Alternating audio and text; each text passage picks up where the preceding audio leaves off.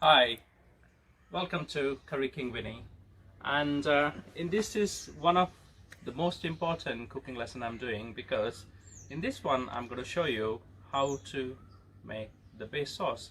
Not just the base sauce, understand about the Indian curries, because whenever you have a curry, the base is generally ginger, garlic, onion, tomato, and then there is spinach, sometimes it's lentil, sometimes it's coconut, sometimes it's gram flour, so sometimes it's like some thick curries we don't add any base, just the spices and yogurt. So there is lots of way of making a curry, but majority of the curries you have in the restaurants always have onion, tomato, ginger and garlic, chili and salt. This is close to the base curry, but I want you guys to try this before you start doing the curries, because it gives you an understanding about the Indian curries flavors.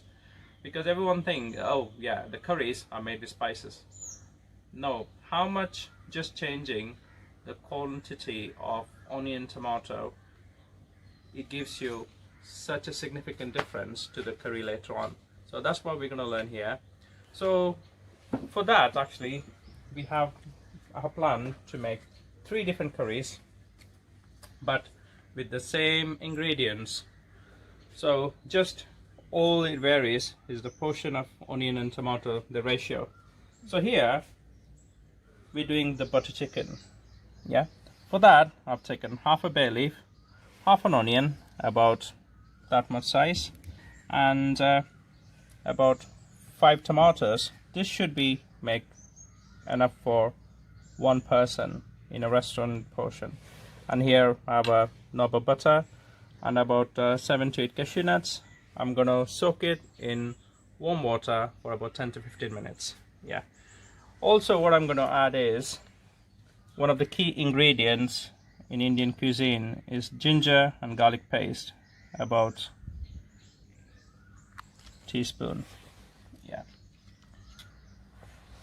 So now I go to the korma. If you look at it, it's exactly the same.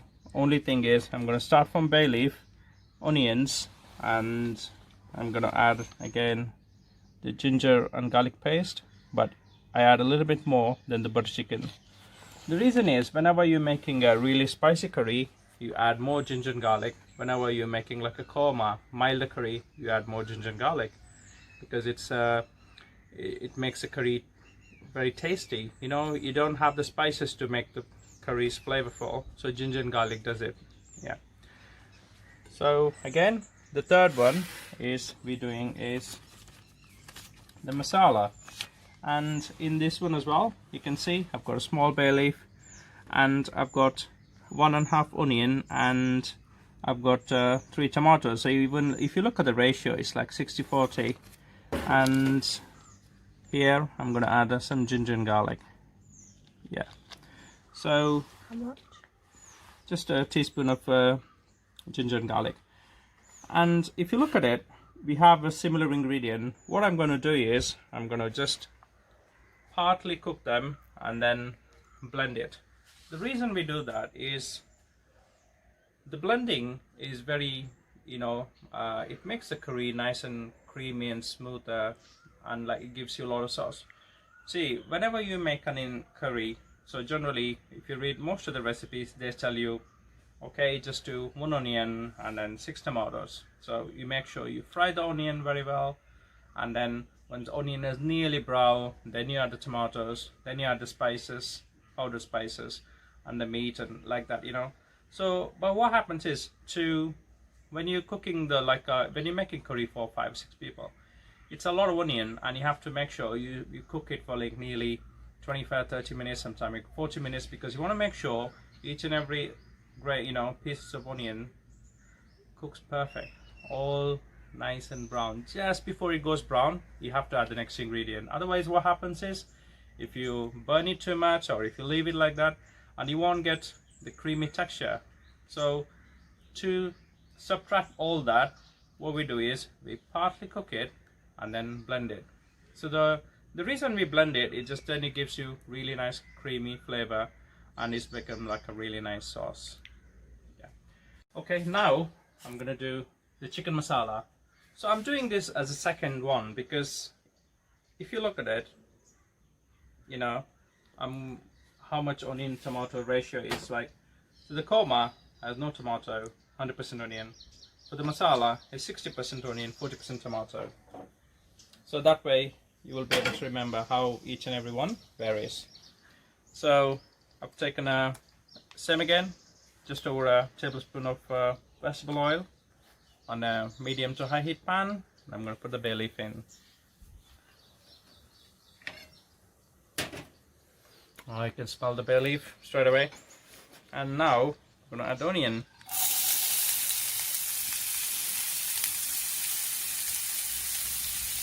So whenever you add the onion, the flavor of the onion, cooking, smell of the onion is absolutely amazing. Do not try this at home unless it's somebody else cleaning. Yeah. Again, same as usual, just a pinch of salt. You have to remember the drill.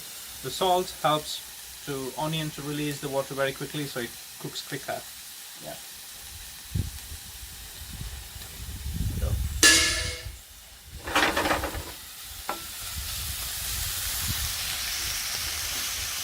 So whenever, you know, when we made a chicken masala or vegetable masala, so generally masalas always have 60% onion, 40% tomatoes, where butter chicken is 8% tomato, 20% onion, like that. You know, like karai has 60% tomato, 40% onion, so everything varies. That's why, you know, it's very easier, so you can change the curry just by reducing, you know, changing the onion and tomato ratio. And then all you have to do is, there are like certain spices, you know, there is the curry is, as I said, mainly made with onion, tomato, ginger and garlic, yeah, but the spices what defines the particular curry, and also the ratio of how much onion, tomato and everything you cook. So here, you know, also as I said earlier, so I'm just partly cooking the onion. I'm not going to cook it thoroughly, I just wanted them to soften a little bit. So it helps me to, when I'm blending, it becomes nice and creamy and smooth. Again, we will not be adding any cream. Every time you do it, just try it. First time when you do it, you try it, you will understand the cooking process of Indian curry, the restaurant style. And that's why, you know, the blending is what makes the curries taste different in restaurant. I mean, I'm not saying, you know, this is the only way of doing the curry. Trust me, at home, majority of the curries, they don't use the blending.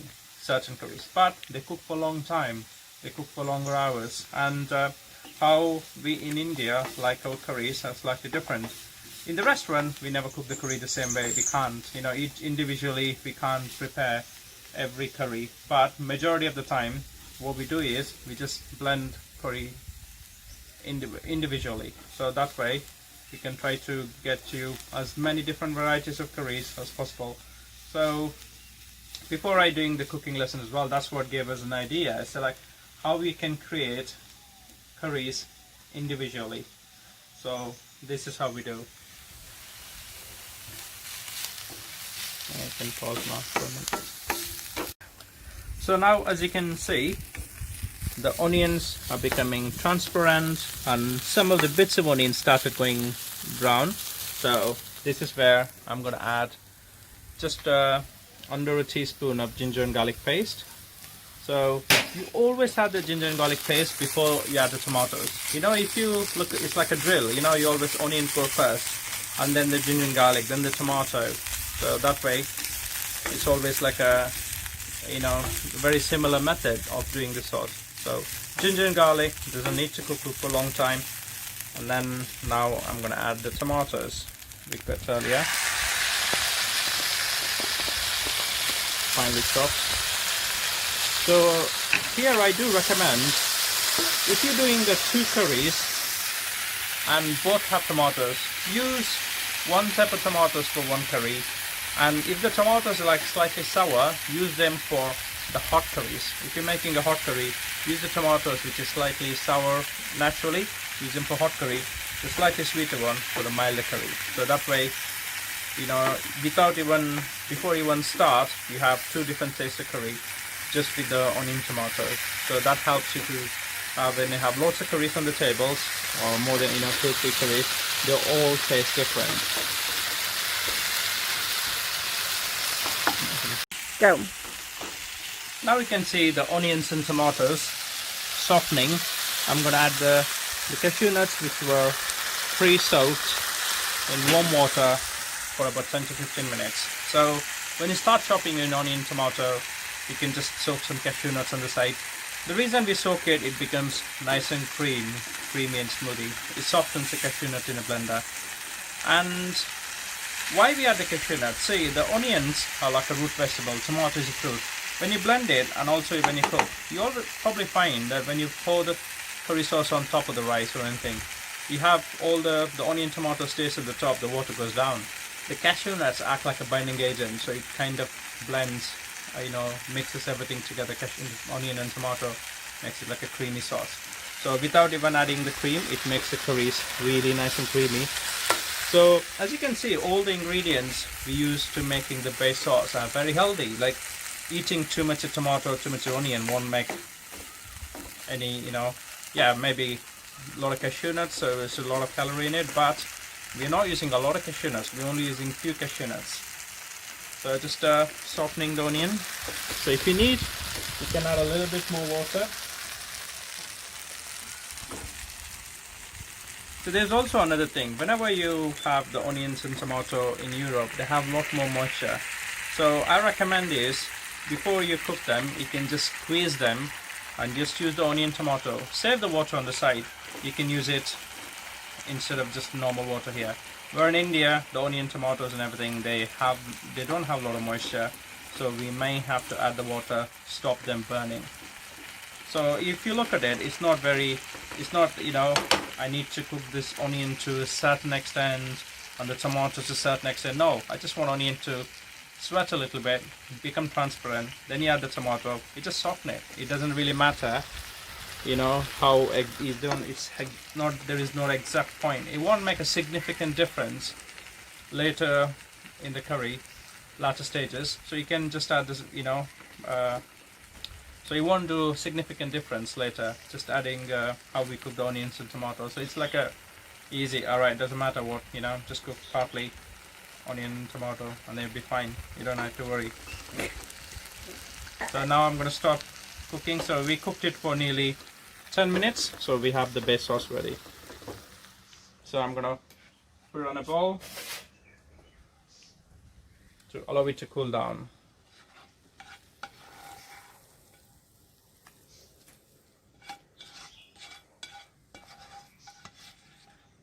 I'm just going to add a little bit of water, so I don't want all these juices to be wasted.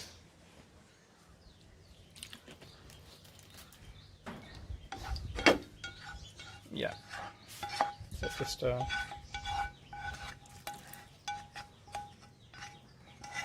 keep it on the side. There you go. So that's what I mean. So we have all three dishes. So korma, chicken masala and the butter chicken. So it's already looking very red, where the masala is looking half and half, the korma is nice and white. So we're going to blend each one of them into really creamy, smooth paste and taste again. Before you add the spices, trust me, every one of them you think, wow, I can eat that as it is. Now we're going to blend the chicken masala. You really don't need to clean it all because I'm just doing it because I'm doing it for a video, but it won't make significant difference. You can just rinse it and use it again. And now blend it. You happy with the texture? You can have a look. It's nice and creamy and smooth. I'm gonna pour it into the bowl. As you remember, we have not added any coloring, anything. It's just a natural color of the blend of onion and tomato. So, same as usual, just add a little bit of water. Just gonna save the electricity this time. Just put it back into the sauce.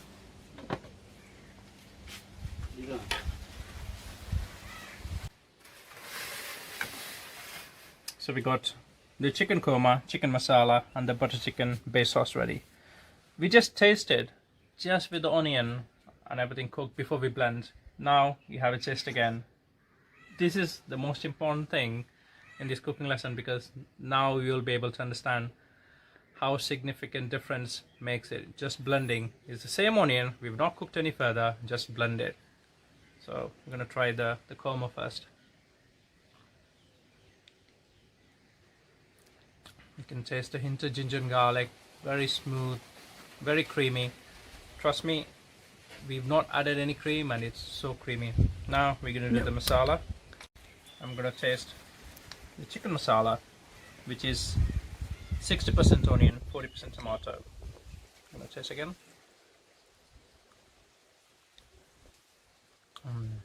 It's really, I know a lot of the times people think chicken masala, but I think chicken masala is one of the tastiest. It's because of the balance is generally, majority of the curries always 60-40. I think that's, and I understand why, like jalfrezi, you know, the masalas and the balchis and all the curries have the same ratio. Now I understand, because it's just perfectly balanced with a bit of zing and just a creaminess of onion, touch of sweet.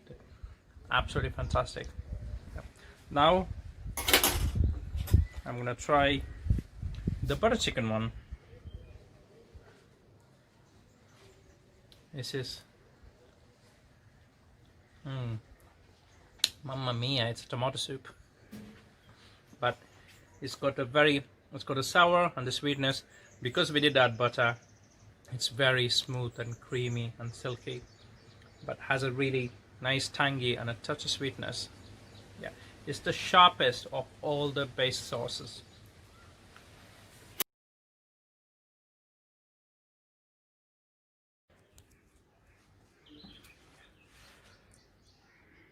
Now we're doing the chicken masala. If you look on this one, first we have the 60% onion, 40% tomato ratio, which is the base sauce. And here I've got bay leaf, 4 cloves of garlic finely chopped, half an onion, half a tomato, and 1/5 of a teaspoon of turmeric, half a teaspoon of cumin powder, 3/4 a teaspoon of coriander powder, just over half a teaspoon of Kashmiri chili powder, which gives you really bright red color and the flavor. If you want it hot, you can use a different chili, and half a teaspoon of garam masala, and fresh coriander, and about 5 pieces of chicken.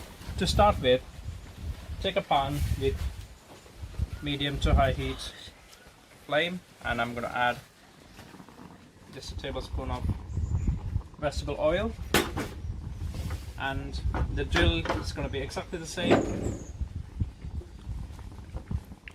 Bay leaf goes in first.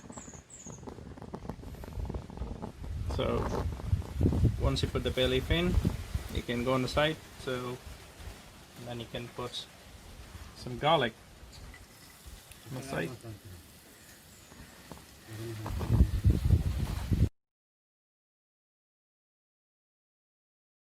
Now I put 4 cloves of garlic finely chopped, and then I'm going to put the half an onion first. So if you look at the routine, it's always more or less same. The onion goes in before the tomatoes. The whole spices go in before everything. So adding the onion and tomato second time, which gives you really nice texture of the curry. So you got all the bits of onion and bits of tomatoes while you're eating the curry, not just like a paste, onion tomato paste with the spices. I can pause. Just before the onions go brown, so I'm going to take the tomatoes, add it onto the pan. Keeping all the ingredients ready on a plate, it makes it easier, because you don't want to overcook anything or undercook. So it's always better to have the tomatoes ready before you put the onions.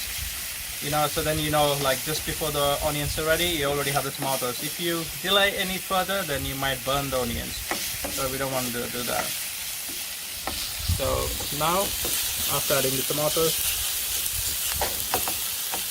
you can smell the onion and tomato and everything together now. Add the chicken.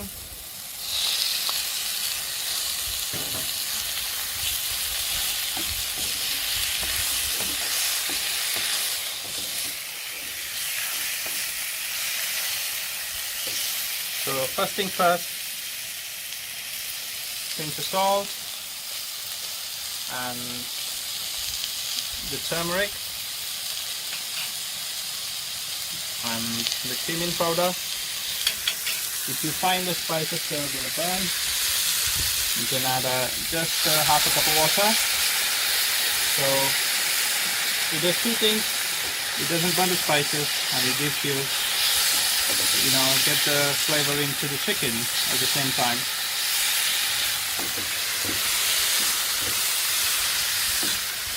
So now we add the next ingredient, which is the coriander powder and the chili powder.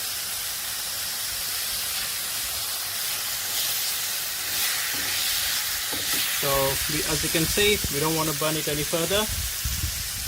Add the base sauce, or we call it gravy.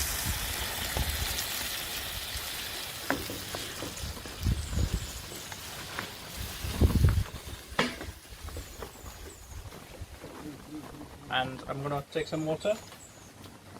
Oh, so now the chicken is cooked.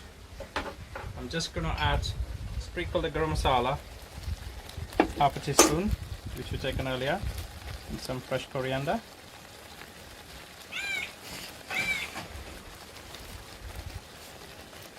And give a stir. You can see the consistency. Just the right consistency of a nice chicken masala.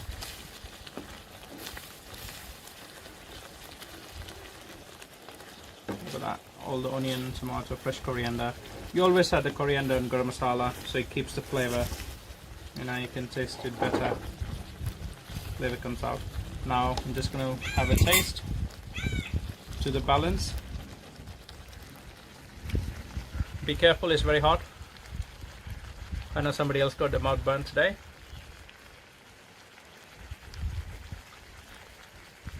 Oh, it's absolutely amazing. I made this curry slightly spicy for me, for my liking, but the coriander, the cumin, the garam masala, really nice. I don't think it needs anything more because it's just perfect as it is. So I turn the heat off, put the lid back on, and it's... Hi there, welcome to Curry King Vinny. So on my cooking channel, I like to teach Indian food, how we can make the restaurant style, home style, but as easy as 1, 2, 3, really simple methods. So please do subscribe to our YouTube channel and also follow us on Instagram, Curry King Vinny, Facebook, Curry King Vinny, and Twitter, Curry_Vinny. So you guys keep subscribing, keep commenting, keep liking, keep sharing, and most importantly, keep cooking, enjoy, share it with your family and friends.